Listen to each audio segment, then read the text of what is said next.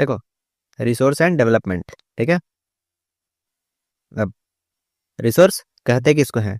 वो सभी चीज जो एनवायरनमेंट में अवेलेबल है जिससे हम अपनी जरूरतों को पूरा कर सकते हैं, ये सभी क्या कहलाएगा? रिसोर्स, ठीक है। अब रिसोर्स के इस्तेमाल के लिए भी कुछ कुछ कंडीशंस है, जैसे वो टेक्नोलॉजिकली एक्सेसिबल होना चाहिए, ठीक है। और जैसे चांद पे भी यूरेनियम है लेकिन हम लोग उसको वहां से अभी निकाल ही नहीं सकते हैं, क्यों? क्योंकि टेक्नोलॉजी ही नहीं है। इकोनॉमिकली फिजिबल होना चाहिए, ठीक है। अब इकोनॉमिकली फिजिबल का मतलब ये है कि मतलब उस रिसोर्स को निकालने के लिए उस रिसोर्स से ही ज़्यादा पैसा ना खर्चा हो जाए। फिर कल्चरली एक्सेप्टेबल होना चाहिए, ठीक है, मतलब जो समाज जिसको एक्सेप्ट कर पाए। अब ऐसा नहीं होना चाहिए कि पूरा का पूरा जंगल ही काट दो रिसोर्स के लिए, ठीक है, क्योंकि वो फिर कल्चरली क्या हो जाएगा? एक्सेप्टेबल नहीं होगा, लोग प्रोटेस्ट करने लगेंगे, है ना? ठीक। और इस सभी चीज़ों को करने के लिए एक इंस्टीट्यूशन होना चाहिए, ठीक। अब रिसोर्सेज जो है वो ह्यूमन एक्टिविटी का फंक्शंस होता है, लेकिन ये नेचर के द्वारा फ्री गिफ्ट नहीं होता है। हम लोग अपना मनमानी तरीका से इसका इस्तेमाल नहीं कर सकते हैं। अब रिसोर्सेज को क्लासिफाई किया गया है अलग अलग बेसिस पे, ठीक है। सबसे पहला जो है टाइप उसका वो है नेचुरल रिसोर्स और दूसरा टाइप है ह्यूमन रिसोर्स। नेचुरल में भी दो टाइप का है, एक रीन्यूएबल एक नॉन रीन्यूएबल। रीन्यूएबल रिसोर्स उस तरह के रिसोर्स को कहते हैं जिसको कि वापस से हम लोग बना सकते हैं या जो नेचर में कंटिन्यूअसली बह रहा है, फ्लो हो रहा है। और नॉन रिन्यूएबल रिसोर्सेस वैसा रिसोर्स है जिसको हम लोग दोबारा बना नहीं सकते हैं। रीन्यूएबल रिसोर्स में आ जाता है पानी, विंड, वाटर, ये सब। अब रीन्यूएबल में भी दो टाइप का रिसोर्स होता है। एक टाइप का होता है ये बायोलॉजिकल रिसोर्स, फिर बायोलॉजिकल रिसोर्स जीव जंतुओं वाला रिसोर्स, ठीक है। अब जैसे इसमें भी दो टाइप है, एक है वेजिटेशन, मतलब कि पेड़ पौधा जो हो गया, ये भी एक प्रकार का रिसोर्स है।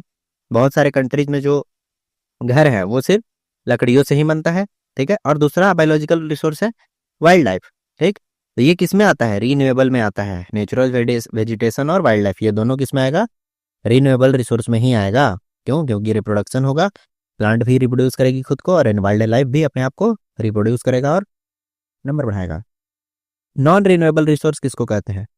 नॉन रिन्यूएबल रिसोर्स उस प्रकार का रिसोर्स होता है मतलब जो नेचर में अवेलेबल है लेकिन एक बार अगर खत्म हो गया तो फिर उसको बनने में करोड़ों साल लगेंगे या वो दोबारा बन ही नहीं पाएगा, ठीक है। अब ये भी दो प्रकार का होता है, पहला है रिसाइक्लेबल नॉन रिन्यूएबल रिसोर्स, दूसरा है non recyclable non renewable resource. Recycle recyclable resources उस टाइप का रिसोर्स होता है जिसको कि वापस से रिसाइकल करके फिर से ओरिजिनल फॉर्म में बनाया जा सकता है। जैसे एक लोहा है, अब लोहे से बनाया गया दरवाजा, ठीक है। अब उस दरवाजा को वापस से रिसाइकल करके फिर से वापस से लोहा बनाया जा सकता है। दरवाजा सड़ गया, गल गया, कुछ भी हो गया, फिर से वापस से लोहा बनाया जा सकता है उससे। लेकिन नॉन रिसाइक्लेबल रिसोर्स वो रिसोर्स है जो कि जैसे कि फॉसिल फ्यूल, जैसे कि क्रूड ऑयल, पेट्रोल, डीजल, अब ये एक बार खत्म हो गया तो फिर वापस से इसको बनने में करोड़ों साल लग जाएगा, ठीक है। अब ह्यूमन रिसोर्स एक तो इंस्टीट्यूशंस बनाते हैं, ठीक है, जिससे कि ये इन सभी रिसोर्सेज का इस्तेमाल किया जाता है। और फिर एक ह्यूमन खुद के रिसोर्स, खुद को भी अपने आप को भी एक रिसोर्स में कैटेगराइज कर देते हैं। जैसे कि कोई अगर बीटेक किया हुआ है, कोई इंजीनियर है, कोई डॉक्टर है, तो वो भी एक प्रकार का ह्यूमन रिसोर्स ही है ना, ठीक है। अब हम लोग ओरिजिन एंड एग्जॉस्टिबिलिटी के आधार पे रिसोर्सेज का टाइप पढ़ेंगे बेस्ड ऑन ओरिजिन, ठीक है। ओरिजिन के आधार पे दो तरह का रिसोर्स होता है, एक होता है बायोटिक रिसोर्स, दूसरा होता है अबायोटिक रिसोर्स। पहला बायोटिक, दूसरा अबायोटिक रिसोर्स। ये सभी जो है ह्यूमन जीव जंतु से जो भी रिसोर्स ऑब्टेन किया जाएगा बायोस्फीयर में ये पाए जाएंगे तो उसको क्या कहेंगे? बायोटिक रिसोर्स कहेंगे। जैसे कि humans, flora, fauna, life stock, ये जीव जंतु, ठीक है, पेड़ पौधा, इंसान, एनिमल, सब कुछ इसमें आ जाएगा। और अबायोटिक रिसोर्स उस प्रकार का रिसोर्स होगा जो नॉन लिविंग थिंग्स होगा, जैसे कि पत्थर हो गया, लोहा हो गया, मेटल्स हो गया, ये सब। तो ये सब किसमें आएगा? अबायोटिक आएगा, मतलब इसमें नॉन लिविंग थिंग्स है, ये नॉन लिविंग थिंग्स वाला है और ये लिविंग वाला है, ठीक है। अब एग्जॉस्टिबिलिटी के आधार पे मतलब कौन खत्म होता है और कौन नहीं खत्म होता है उसके आधार पे। तो रीन्यूएबल रिसोर्स अभी तुरंत ऊपर हम लोग पढ़े थे कि इसको दोबारा से बनाया जा सकता है, जैसे कि solar energy, wind energy, water energy, forest, ये सबको वापस से रिप्रोड्यूस किया जा सकता है फिजिकल या केमिकल प्रोसेसेस के जरिए। और नॉन रिन्यूएबल रिसोर्स उस प्रकार का रिसोर्स होता है जो बहुत ही ज्यादा बड़े जियोलॉजिकल टाइम में, जैसे करोड़ों करोड़ों साल लग जाता है इन लोगों को वापस से ऑकर करने में, बनने में, ठीक है। ये फाइनाइट नंबर में पाए जाते हैं, इनफाइनाइट नहीं होते हैं, लिमिटेड क्वांटिटी में होते हैं, जैसे कि मिनरल्स, फॉसिल फ्यूल जैसे क्रूड ऑयल, है ना, पेट्रोल, ये सब क्या है, लिमिटेड क्वांटिटी में पाया जाता है। ठीक। अब ओनरशिप और स्टेटस ऑफ डेवलपमेंट के आधार में भी रिसोर्सेज का टाइप है। ओनरशिप में भी दो टाइप है। सबसे पहला है इंडिविजुअल रिसोर्स। अब मान लो कि तुम खुद का एक घर खरीद के रखे हुए हो, ठीक है, खुद का तुम्हारे पास एक कार है, गाड़ी है, बाइक है, तो वो तुम्हारा इंडिविजुअल रिसोर्स है। और कम्युनिटी रिसोर्स क्या होता है, जैसे पार्क है, गवर्नमेंट एक पार्क बना दी, ठीक है, फील्ड बना दी, ग्राउंड बना दी बच्चों को खेलने के लिए, तो ये सब क्या हो गया, कम्युनिटी रिसोर्स हो गया, मतलब उस पर सभी का अधिकार है। ठीक है। अब नेशनल रिसोर्स, वे सभी रिसोर्स जो हम लोगों के देश के बाउंड्री के अंदर रहेंगे, ये सभी, और प्लस में 12 नॉटिकल माइल तक भी, मतलब समुद्र में भी थोड़ा दूर तक, तो ये सभी नेशनल रिसोर्स कहलाएंगे। और इंटरनेशनल रिसोर्स क्या होगा, इंटरनेशनल रिसोर्स वो सारे रिसोर्स होंगे जो 200 नॉटिकल माइल, मतलब 12 नॉटिकल माइल यहाँ हो रहा था कहीं पे, और इसके आगे भी कहीं पे हो रहा होगा 200 नॉटिकल माइल, तो उस 200 नॉटिकल माइल के बाद इधर जो भी आएगा पानी में, जो भी रिसोर्स पाया जाएगा, जैसे कहीं पे पानी में मान लो कि नेचुरल गैस निकल गया या क्रूड ऑयल मान लो इधर कहीं पे निकल गया, तो ये सभी किस में आएगा, इंटरनेशनल रिसोर्स में आएगा। ठीक है। अब स्टेटस ऑफ डेवलपमेंट के आधार पर भी रिसोर्सेज के अलग अलग टाइप हैं। सबसे पहला है पोटेंशियल रिसोर्स। अब पोटेंशियल रिसोर्स क्या है कि हम लोगों को वो पता है कि ये एग्जैक्टली इतना है, लेकिन उसका यूटिलाइजेशन अभी नहीं हो रहा है। जैसे राजस्थान में सोलर रिसोर्स बहुत ज़्यादा है। कैसे, क्योंकि वहाँ जमीन जो है उपयोगी नहीं है, लेकिन सनलाइट अच्छा खासा आता है वहाँ पे, तो उस बंजर जमीन को हम लोग सोलर प्लांट लगा के इस्तेमाल कर सकते हैं। ठीक है, तो ये पोटेंशियल रिसोर्स में आएगा। डेवलप्ड रिसोर्स किसको कहेंगे, तो ये रिसोर्स वैसे रिसोर्स होंगे जिनका सर्वे पूरे अच्छे तरीके से हो गया होगा, क्वालिटी कैसा है उस रिसोर्स का, क्वांटिटी कितना अवेलेबल है, ये सारा पता चल चुका है हम लोगों को। जैसे कि मान लो कि कोई नदी है, अब उस पर डैम बनाने से कितना इलेक्ट्रिसिटी जनरेट होगा, ये पहले से ही सर्वे करके पता कर लगाया जा सकता है। तो इस प्रकार के रिसोर्सेज को क्या बोलेंगे, डेवलप्ड रिसोर्स। अब स्टॉक रिसोर्स क्या बोलेंगे, स्टॉक रिसोर्स उसको बोलेंगे मतलब कि वो एग्जिस्ट तो करता है, लेकिन अभी हमारे पास टेक्नोलॉजी ही नहीं है इस रिसोर्स को एग्जैक्ट एक्सट्रैक्ट करने के लिए, है ना। जैसे बहुत सारे न्यूक्लियर टेक्नोलॉजी अभी भी हैं जो पता तो है कि एग्जिस्ट करता है, लेकिन इससे कैसे हम लोग एनर्जी एक्सट्रैक्ट करेंगे वो नहीं मालूम है, टेक्नोलॉजी अभी नहीं अवेलेबल है भी तो बहुत अर्ली स्टेजेस में है। अब प्रॉब्लम कहाँ आता है, प्रॉब्लम आता है बहुत गलत तरीके से जब हम लोग इस्तेमाल करते हैं इन रिसोर्सेज का, तो रिसोर्सेज जो है वो खत्म होने लगता है। ठीक है, तो 3 मेजर प्रॉब्लम देखा जाता है। और क्यों होता है ये प्रॉब्लम्स, इनडिस्क्रिमिनेट यूज की वजह से, मतलब बहुत गलत तरीके से जरूरत हम लोगों को 1 बाल्टी पानी का है नहाने के लिए, नहा रहे हैं 15 बाल्टी में, तो इस तरीके से। सबसे पहला है डेप्लीशन, मतलब satisfying the greed of few individuals. अब कुछ लोग जो है वो चीज़ों को बहुत ही ज़्यादा इस्तेमाल करे जा रहे हैं बिना रोक टोक के, है ना, कोई रोक टोक ही नहीं है, मतलब जितना उनको नीड है उससे भी ज़्यादा वो सामानों को इस्तेमाल कर रहे हैं, खरीद रहे हैं या यूज कर रहे हैं।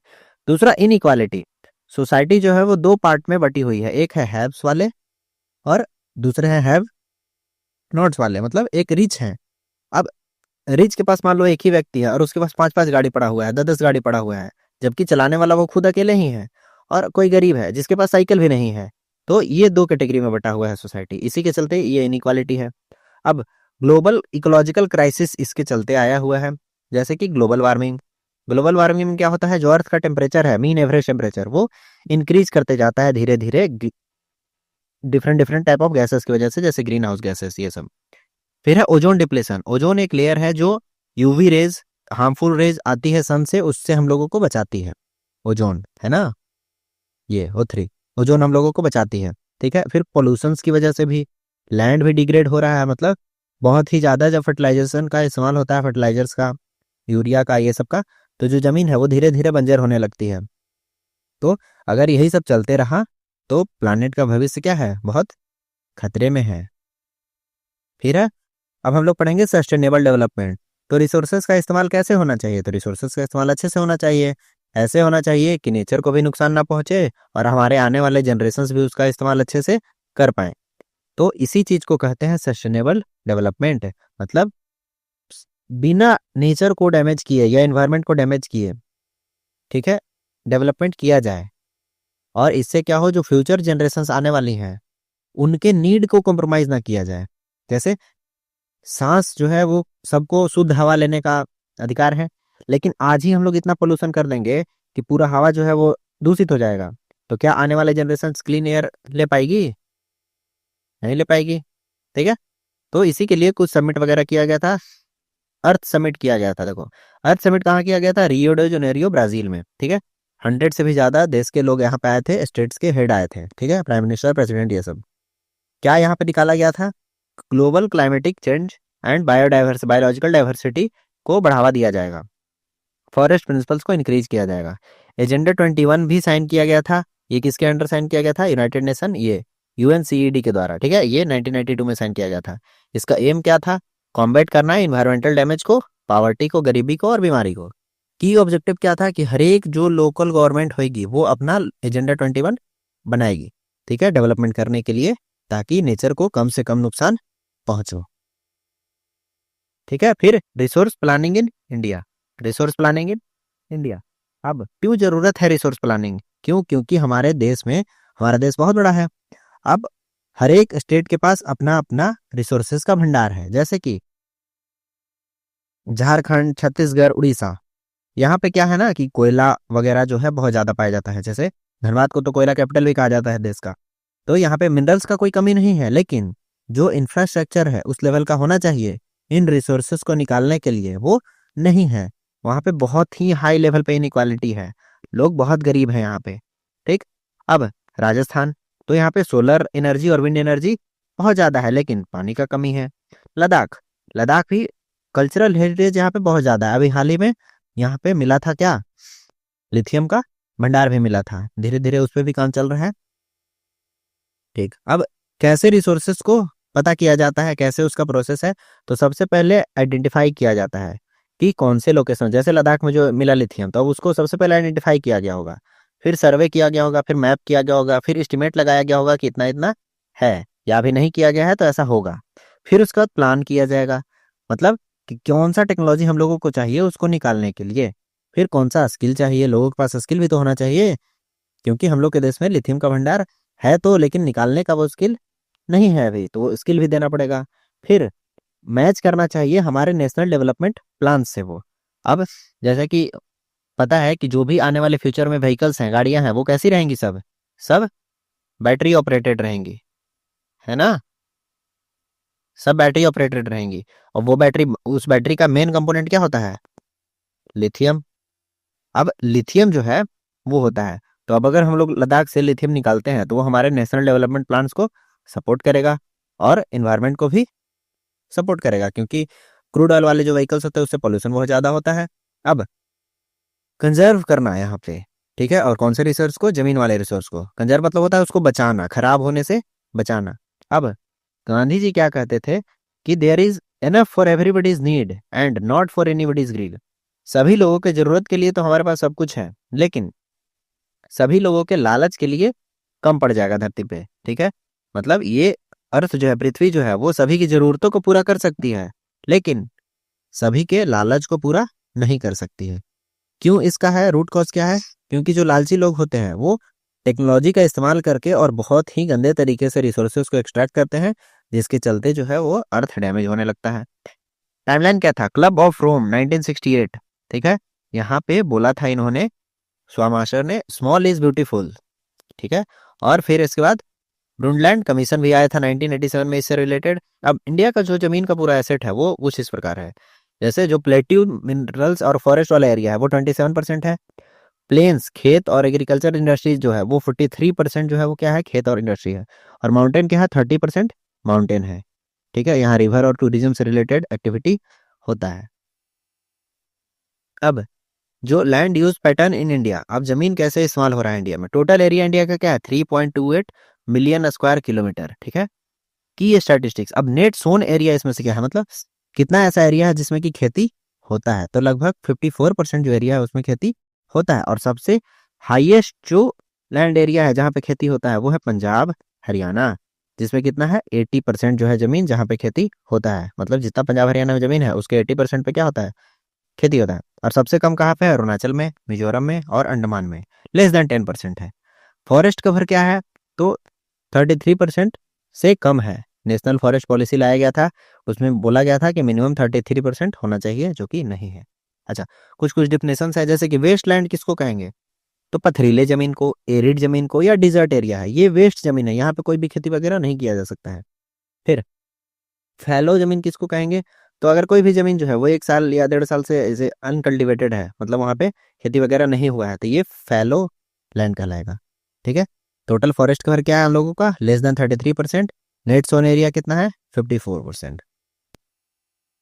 लैंड डिग्रेडेशन और इसका मेन कॉज क्या है और कहाँ कहाँ है, ये क्यों क्यों हो रहा है। ठीक है। अब ये जो रीजन है, ये झारखंड हो गया, झारखंड, छत्तीसगढ़, उड़ीसा, ये पूरा रीजन, ये जो ट्रायंगल बन रहा है यहाँ पे, ये तीनों स्टेट्स का, यहाँ पे माइनिंग बहुत ज़्यादा होता है, पेड़ कटाई बहुत ज़्यादा होता है, जिसकी वजह से डिफोरेस्टेशन होता है, और इसकी वजह से यहाँ का जो एटमोसफेयर है, यहाँ का जो इकोलॉजी है, बायोस्फेयर है, वो बहुत डैमेज होता है। ठीक है। फिर राजस्थान वगैरह में भी क्या होता है, माइनिंग वगैरह वहाँ पे भी होता है, बहुत सारे मिनरल्स का, तो वहाँ भी डिफोरेस्टेशन, जो बचे कुछ जंगल हैं भी, तो उसका भी डिफोरेस्टेशन होता है। इधर ओवर इरिगेशन होता है। अब यहाँ पे ओवर इरिगेशन क्यों हो रहा है, क्योंकि ये पूरा गंगा बेल्ट है, ये पूरा गंगा बेल्ट में आता है। अब यहाँ पे खेती बहुत ही ज्यादा लोग करते हैं, अब बहुत ज्यादा खेती करने से बहुत ज्यादा फर्टिलाइजर का यूज होता है बिना किसी रोक टोक के, तो इसके वजह से क्या हो जाता है, सैलिनिटी बढ़ जाता है, वहाँ का अल्कलिनिटी बढ़ जाता है, तो जमीन भी तो खराब हो रहा है इसकी वजह से। ठीक। और ये गुजरात वाला जो रीजन है, ये ओवर ग्रेजिंग हो जाता है। अब यहाँ पे पता होगा कि अमूल है, अब इसका मतलब क्या है कि जो कैटल्स हैं, दूध देने वाला जो जीव है, वो यहाँ पे ज्यादा है, तो उनके खेती के लिए जमीन भी ज्यादा चाहिए, तो यहाँ पे ओवर ग्रेजिंग कर जा रहे हैं ये, जिससे जो ग्रीनरी है वो खत्म हो रहा है। ठीक है। और जो इंडस्ट्री जो है वो मिनरल जो प्रोसेस करती है, जैसे लाइमस्टोन, चूना पत्थर है, अब कोई सीमेंट प्लांट है, अब अगर आपका घर होगा सीमेंट प्लांट के आसपास, तो बहुत ज्यादा डस्ट वहां से उड़ता है, और उससे भी क्या होता है, जमीन डिग्रेड होता है, जो आसपास के जो प्लांट्स हैं, ट्रीज है, उनके लीव्स पे बैठ जाता है, उनके लीव्स पे बैठ जाता है धूल गर्दा, जिसकी वजह से क्या होता है, वो ठीक से फोटोसिंथेसिस नहीं कर पाती है। अब सॉइल एज अ रिसोर्स, मिट्टी के बारे में पढ़ेंगे। अब मिट्टी जो है मोस्ट इंपॉर्टेंट रिन्यूएबल रिसोर्स है। ठीक है। लेकिन इसको बनने में कितना साल लग जाता है, लाखों लाखों साल लग जाता है। ठीक है। फॉर्मेशन कैसे होता है इसका, तो पेरेंट रॉक से क्लाइमेटिक कंडीशंस की वजह से धीरे धीरे धीरे करके ये मिट्टी में चेंज हो जाता है। ठीक है। अब देखो, सबसे पहले जो पत्थर रहता है बेड रॉक, जिसको कि बेड रॉक कहते हैं, अब इस पे कुछ कुछ वेदरिंग हुआ, बारिश हुआ, ठीक है, कुछ कुछ वेदरिंग हुआ, तो ये इस प्रकार से ब्रेक डाउन हो गया टेम्परेचर वगैरह की वजह से, इसको बोलेंगे सबस्ट्राटम। फिर इसके बाद सब सॉइल आया, मतलब यहाँ पे कुछ कुछ मिट्टी बन चुका है, लेकिन अभी भी कुछ कुछ पत्थर पत्थर छोटा छोटा है। ये किसकी वजह से हुआ, तो ये वेदर्ड रॉक है, मतलब बहुत लाखों सालों तक बारिश की वजह से, मौसम की वजह से, टेम्परेचर हो गया, इन सभी चीजों की वजह से ये सब सॉइल क्रिएट हुआ। और इसके ऊपर प्योर सब सॉइल होगा, टॉप सॉइल, जो कि अपर लेयर होगा, ये ह्यूमंस की वजह से रहता है, ह्यूमस, ये ह्यूमस की वजह से ये बनता है टॉप सॉइल। ठीक है। तो यहीं पे जो भी प्लांट उगेगा वो सब यहीं पे उगेगा, जो भी उगेगा सब यहीं पे उगेगा। अब मिट्टी भी बहुत प्रकार का होता है। सबसे पहला है अलुवियल सॉइल। सबसे पहला क्या है, अलुवियल सॉइल। ये हम लोग के देश में सबसे ज्यादा पार्ट में फैला हुआ भी है। कहाँ पे ये पाया जाता है, नॉर्दर्न प्लेन्स में, रिवर डेल्टा में। जैसे कौन कौन सी रिवर डेल्टा में पाया जाएगा, महानदी, गोदावरी, कृष्णा, कावेरी, गंगा, ब्रह्मपुत्रा, है ना। ये डिपॉजिट किसके द्वारा किया जाता है, गंगा के द्वारा, इंडस, गंगा, ब्रह्मपुत्रा के द्वारा। इसमें कौन सा न्यूट्रिएंट्स ज्यादा होता है, तो इसमें पोटेशियम ज्यादा होता है, फॉस्फोरिक एसिड ज्यादा होता है, और लाइम ज्यादा होता है। कौन से क्रॉप्स इसमें उगा सकते हैं हम लोग बहुत बढ़िया से, तो शुगर केन, पैडी राइस हो गया, व्हीट, और पल्सेस, दाल वगैरह। ठीक है। ये ज्यादा पानी लेते हैं इसलिए। देखो, अब ये भी दो प्रकार का होता है। अब मान लो कि गंगा नदी आई, ऐसे रिवर बह रही थी और गंगा नदी आई, तो इधर इधर इधर इधर ऐसे डिपॉजिट करते चली गई, इधर इधर इधर इधर ऐसे ऐसे डिपॉजिट कर दी। अब दूसरे बार जब नदी आई, तो इतना ही दूर तक डिपॉजिट कर पाई, इतना ही दूर तक।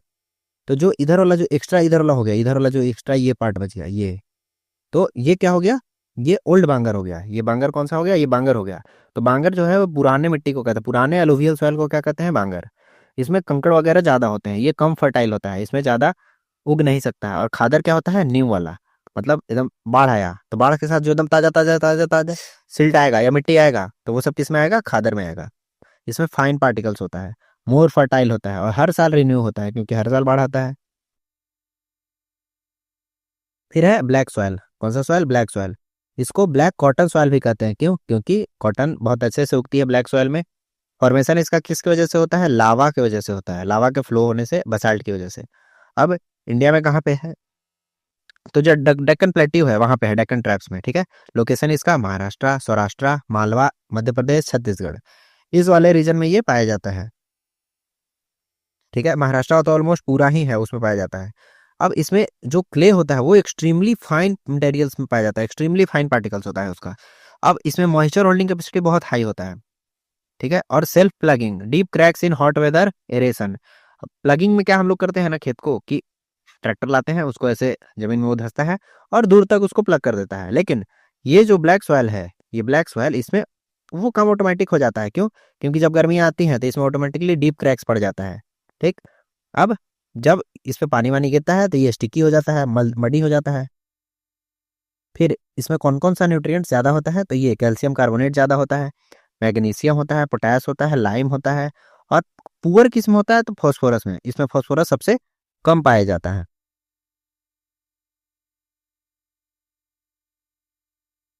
फिर है रेड येलो सॉइल और लेटराइट सॉइल। तो सबसे पहले रेड येलो सॉइल देखते हैं। रेड येलो सॉइल, इसका फॉर्मेशन कैसे होता है?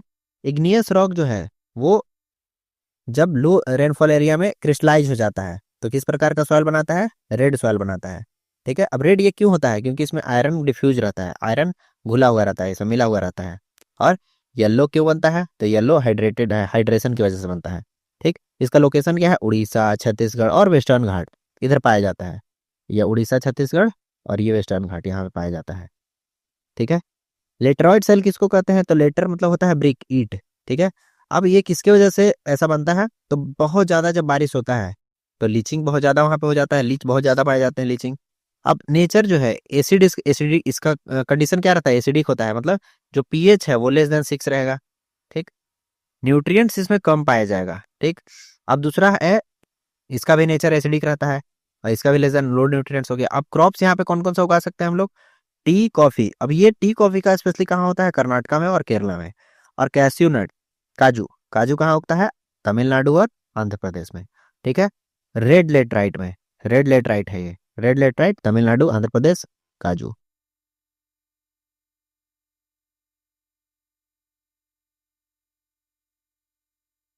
अब एरिड सॉइल और फॉरेस्ट सॉइल, एरिड सॉइल और फॉरेस्ट सॉइल। एरिड सॉइल कैसा रहेगा? इसका टेक्सचर जो कलर रहेगा ये रेड या ब्राउन रहेगा, मिट्टी बालू जैसा रहेगा और सलाइन रहेगा, नमकीन, इसमें नमक का मात्रा हाई रहेगा। ह्यूमस कम रहेगा इसमें, ठीक है, ह्यूमस कम रहेगा, ऑर्गेनिक मैटर कम रहेगा। कंकड़ पाया जाएगा इसके हॉरिजॉन्टल लेयर्स में, ठीक है, layer in lower horizons of restrict infiltration. मतलब इधर देखो कंकड़, कंकड़ तो इन्फिल्ट्रेशन इसमें ज्यादा नहीं हो सकता है। फीचर, कंकर जो है इन्फिल्ट्रेशन को रोकता है, इसका वेस्टर्न राजस्थान लोकेशन हो गया, वेस्टर्न राजस्थान में ये पाया जाता है। फॉरेस्ट सॉइल कहाँ पाया जाएगा? जाहिर सी बात है माउंटेन या हिली रीजन में, रेन फॉरेस्ट पाया जाएगा। टेक्सचर इसका कैसा रहेगा? लोमी रहेगा और सिल्टी रहेगा वैली साइड्स में, और कुअर्स रहेगा अपर स्लोप्स। फीचर्स क्या रहेगा? ये एसिडिक है, ह्यूमस लो रहेगा, जाहिर सी बात है, क्योंकि बारिश आ रहा है यहाँ पे, कुछ टिक नहीं रहा, धीरे धीरे सब बहते हुए रहता है। और स्नो कवर्ड एरियाज में तो और भी लो रहेगा ह्यूमस, क्योंकि तो तोपा हुआ रह रहा है तो कुछ ऑर्गेनिक मैटर उसमें मिक्स नहीं हो पा रहा है। अब सॉइल इरोजन, सॉइल इरोजन और उसका टाइप। सॉइल इरोजन होता क्या है? जब मिट्टी का कटाव होता है, मिट्टी का कटाव होता है किसी कारणवश, तो इसी को क्या कहते हैं? सॉइल इरोजन कहते हैं। तो जब सॉइल का ऊपर का जो लेयर होता है वो धीरे धीरे वॉश डाउन हो जाता है किसी किसी रीजन की वजह से, तो इसको सॉइल इरोजन कहते हैं। सबसे पहला है गली इरोजन। सबसे पहला क्या है? गली इरोजन। ये ये देखो, यहाँ नॉर्मल एक जमीन था ऐसे सपाट, अब इसमें क्या हुआ कि यहाँ से एक वाटर चैनल ऐसे कट कर दी इस जमीन को और ऐसे बहने लगी गली की तरह, मिट्टी क्लेई सॉइल में। तो इसके वजह से क्या बन गया? ये बैड लैंड बन गया। जैसे कि चंबल का जो घाटी है वो गली इरोजन के ही चलते हैं, बैड लैंड उसको कहते हैं। सीट इरोजन, सीट इरोजन क्या होता है? सीट इरोजन इस प्रकार का होता है, जैसे वाटर जो है एक पानी के लेयर की तरह, कॉपी के पेज की तरह, पानी के लेयर की तरह ऊपर से ऐसे बहती है। इससे क्या होता है कि जो ऊपर का टॉप सॉइल है, टॉप सॉइल जिसमें ह्यूमस मैटर सबसे हाई था, वो बह जाता है। थर्ड है विंड इरोजन। विंड इरोजन में क्या होता है कि जो wind blows loose soil of flat sloping lands. अब मान लो कि ऐसा एक जमीन है यहाँ पे, अब यहाँ पे बहुत तेज अगर हवा चलती है तो ये अगर उसके ऊपर जो लूज सॉइल है, मतलब जो धूल करता जैसा जो मिट्टी इसके ऊपर है, ये तो उड़ के चल जाएगी दूसरी जगह। और खास करके ये फ्लैट जमीन पे और स्लोपिंग जमीन पे होता है, जो ढला हुआ थोड़ा सा होता है वहां पे, ठीक है। अब हम लोग मिट्टी को बचाएंगे कैसे? सॉइल कंजर्वेशन और उसका मेथड देखो। पहला है कंटोर प्लगिंग, ठीक है, ploughing along contour lines to decelerate water, ठीक है। अब इसमें क्या किया जाता है कि बनाया जाता है ऐसे कि पानी आराम आराम से नीचे आए और प्रॉपरली खेती हो। अब इसमें देखो, इधर मान लो अगर कुछ रहेगा, यहाँ पानी तेजी से आता है तो ये पूरा वाश अवे कर ले जाएगा कि नहीं उसको, तो इसको आराम आराम से करा जाता है। फिर दूसरा है टेरेस फार्मिंग। टेरेस फार्मिंग में सीढ़ी नुमा स्ट्रक्चर बनाया जाता है पहाड़ को काट काट करके। पहाड़ का ऐसा उसको बनाया जाता है फील्ड को कि वो कैसा रहे, सीढ़ी नुमा दिखे। इससे क्या होगा कि लेवल बाय लेवल रहेगा, स्टेप्स की तरह दिखेगा, सीढ़ी जैसा दिखेगा। ये हिमालय रीजन में ही बन सकता है और इसमें जो खेती किया जाता है फिर, ठीक है, स्पेशली जो टी वगैरह होता है असम वगैरह में, वो इन्हीं मेथड्स का इस्तेमाल करके किया जाता है। थर्ड है स्ट्रिप क्रॉपिंग। स्ट्रिप क्रॉपिंग में किया जाता है grass strips break wind forces. अब देखो, मान लो यहाँ पे रोप दिए, फिर यहाँ पे रोप दिए, फिर यहाँ पे रोप दिए। अब ये प्लेन एरिया है, खाली एरिया, यहाँ पे कुछ रोपा हुआ नहीं है। इधर बड़े बड़े प्लांट लगाए हुए हैं, इधर भी बड़े बड़े प्लांट लगाए हुए हैं, और बीच में ये क्या है, जो अनाज है या जो भी रोपा हुआ है वो है। अब ये क्या करेगा, ग्रास का जो स्ट्रिप है ये वाला, ये विंड को रोकेगी ताकि ये जो लेयर है ये उड़े नहीं और डैमेज ना करे फील्ड को। फिर है शेल्टर बेल्ट्स। फिर क्या है, शेल्टर बेल्ट्स। ऐसा इंडियन गवर्नमेंट बना भी रही है। जो ईस्टर्न राजस्थान है उधर से लेकर के गुजरात तक एक सीधा पहाड़ जंगल बना रही है वाल की तरह, ठीक है। ऐसा ऐसा पेड़ लगाएगी बड़ी बड़ी, जो कि क्या करेगा, जो राजस्थान से आने वाली सैंड ड्यून्स है, जो धूल है, जो बालू का तूफान है, उसको रोकने के लिए, ताकि वो जो रेगिस्तान है वो ज़्यादा फैले नहीं, वो बैरियर की तरह काम करेगी। ये एक बैरियर की तरह काम करेगी। मतलब इधर से अगर सैंड ड्यून्स कोई जाएगा धूल करता, तो वो इसी पेड़ में यहीं पे रुक जाएगा और बहुत आगे नहीं जाएगा। तो इससे क्या होगा कि जो डेजर्टिफिकेशन है वो रुक जाएगा या स्लो हो जाएगा। डेजर्टिफिकेशन स्लो हो जाएगा, और इसमें अच्छे ज़मीन को बचाने के लिए ये काम किया जाता है, ठीक है। अब स्टॉक में क्या रहेगा, स्टॉक में टेक्नोलॉजी नहीं अवेलेबल है, रिजर्व में क्या रहेगा, टेक्नोलॉजी है, ठीक है। फिर खादड़ बांगर में क्या अंतर है, खादड़ जो है न्यू होता है, बांगर जो है पुराना होता है। Regar soil black cotton soil को कहते हैं। लीचिंग प्रोसेस, उस प्रोसेस को लीचिंग कहते हैं जिससे कि लेटराइट सॉइल बनता है। एजेंडा 21 क्या था, ये रियो डी जेनेरियो वाला प्लान था जिसमें कि ग्लोबली बचाने के लिए लिया गया था एनवायरनमेंट को।